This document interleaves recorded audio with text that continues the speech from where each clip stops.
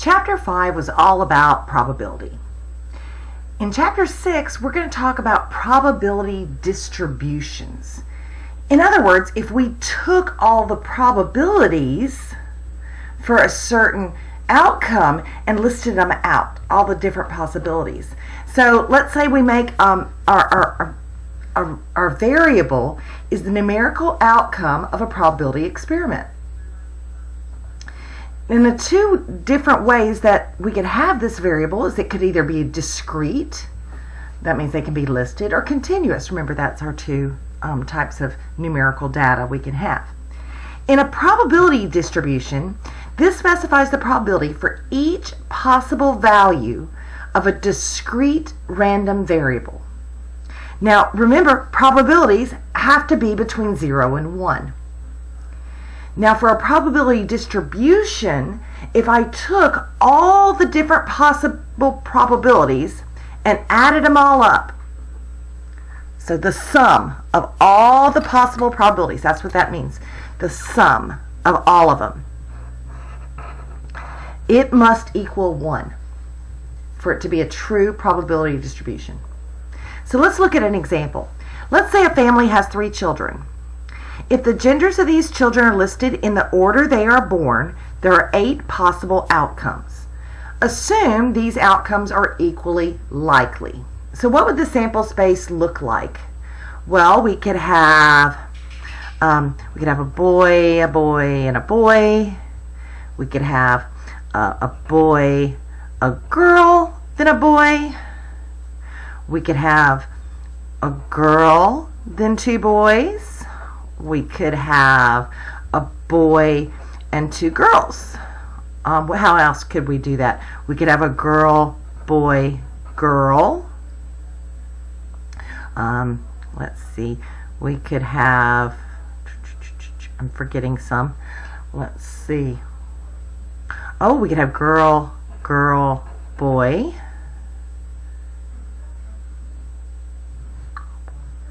We're going to have 8 of them. So boy. What about boy, boy, girl? Oh, we didn't do that one. Boy, boy, then a girl. Or we could have all 3 girls. I think that's all the possible combinations.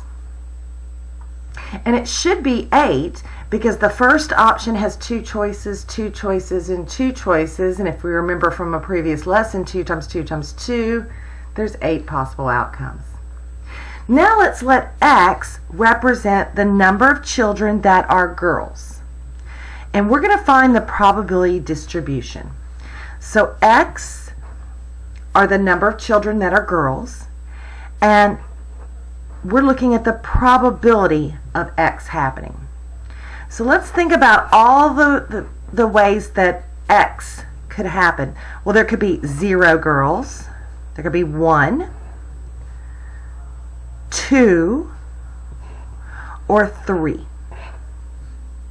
Well, what's the probability of having 0 girls? Well, that only happens once out of the 8 options. How many of these situations did we have 1 girl? Let's see, there and there. Oh, wait, and there. Oh, that's 3 ways. 3 ways or 1 girl. What about 2 girls?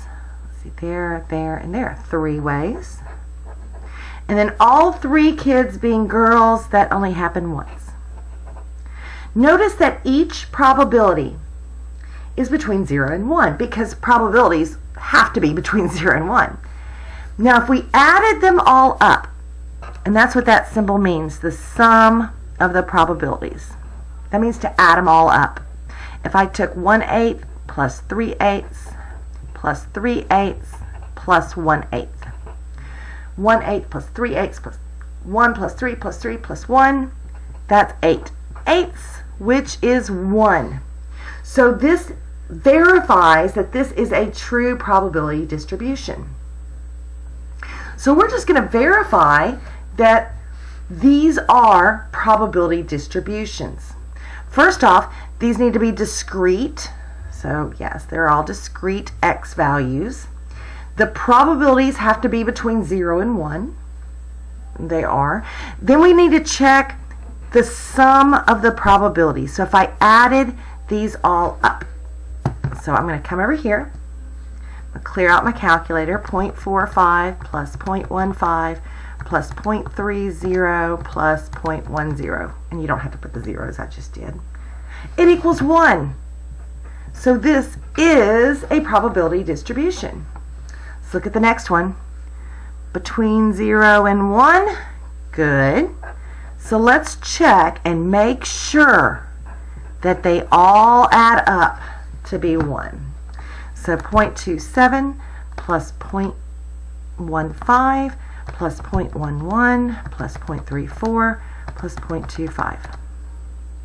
Uh-oh. It added up to bigger than 1. So this is not a probability distribution. Let's look at the last one. Is all of the probabilities between 0 and 1? They are. So let's add them up. Add them up. That's what that symbol means. Add them up. So 0.02 plus 0.41 plus 0.24 plus 0.33.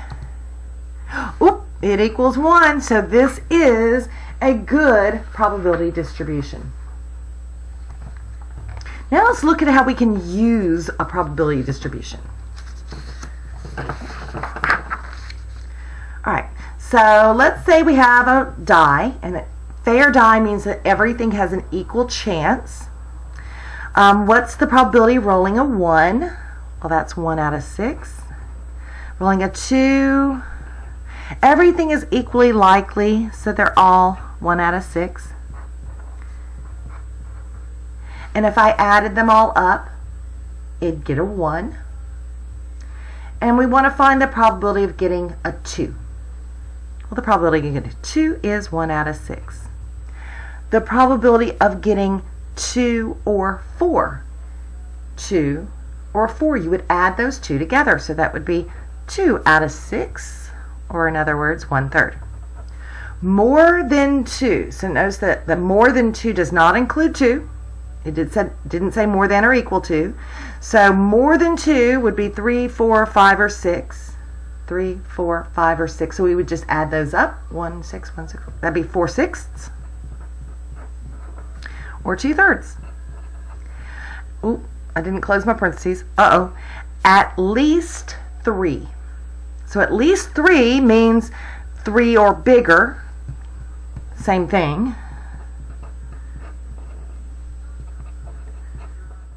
At most 4. So notice the difference there. At most 4 means 4 is the biggest. So 1, 2, 3, or 4. That's also 4 out of 6. Now, we could also take those probability distributions and make a histogram.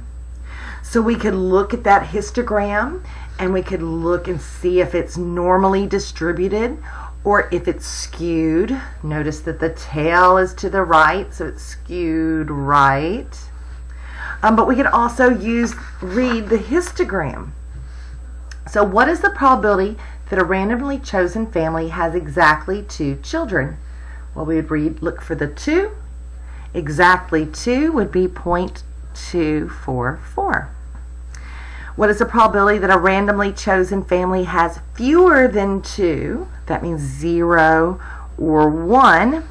We would add those two together. So I would add the 0.273 plus 0.16.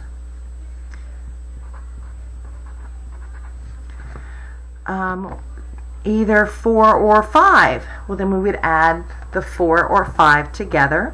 4 is 0.082 and 5 is 0.039.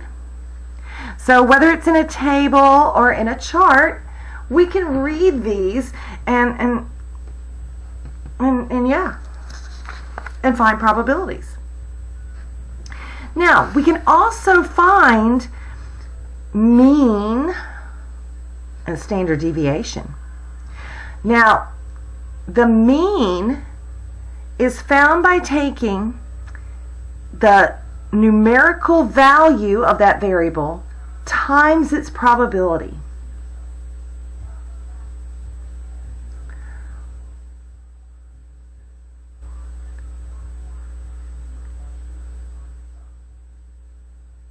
This also gives me, why does this have an n equals? Oh, it should just say also known. Also known as the expected value. The mean or the average is what you would expect to get, because it's the average of what you're getting. So let's do an example and actually talk about how we would find that. So a true-false quiz with 10 questions was given to a statistics class. Here's the probability distribution. We want to find the mean and interpret the results. So what we're going to do is we're going to add up each value of x times its probability. So to find the mean, and this is the population mean because this is everything. The probability of getting 5 questions right on the quiz is 0.04, so it's 5 times 0.04, plus 6 times 0.16, plus 7 times 0.36,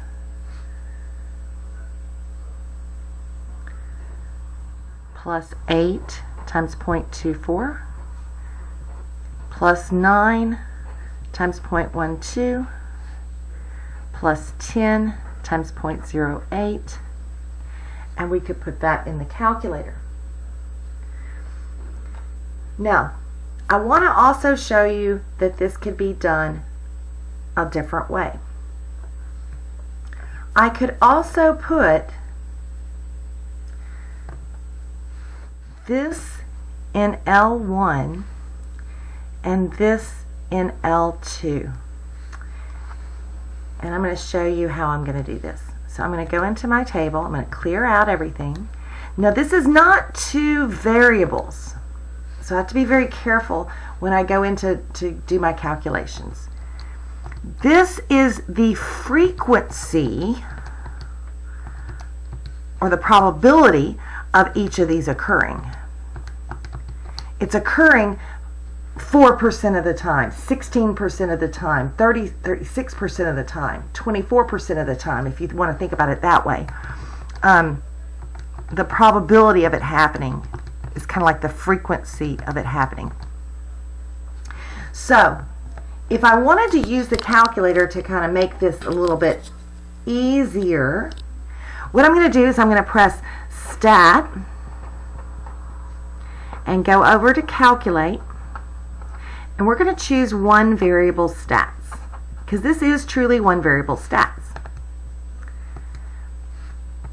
But I'm going to have to change something, because all it has is L1.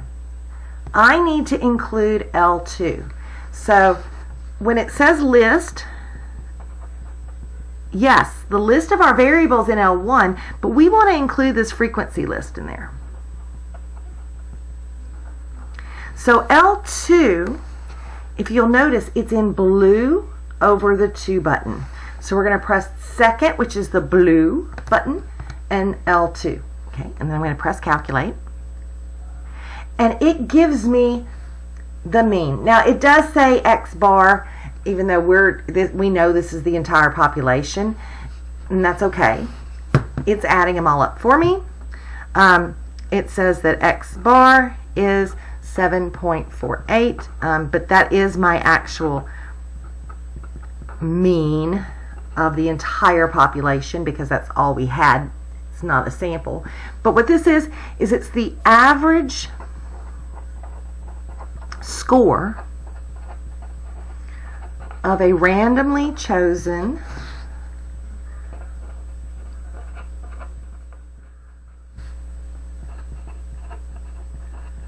student.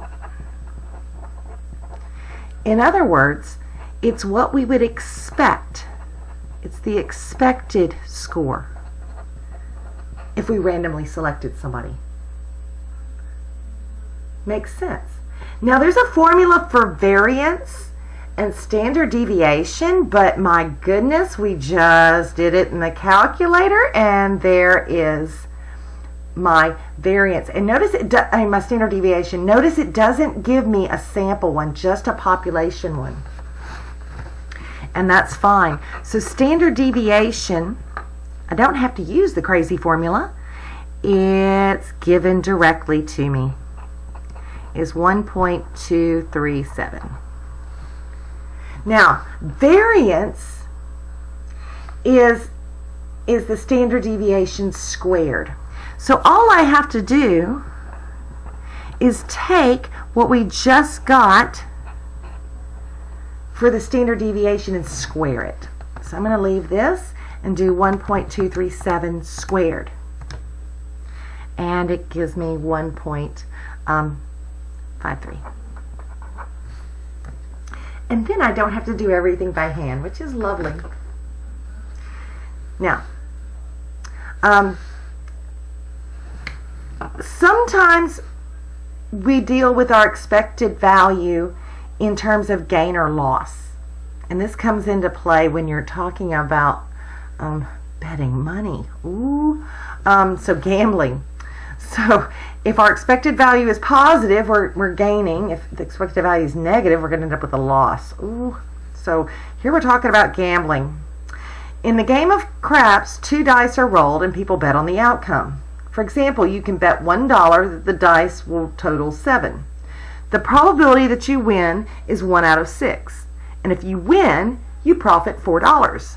If you lose the dollar you bet. What is the expected value of your profit? So let's look at the variables and the probability. So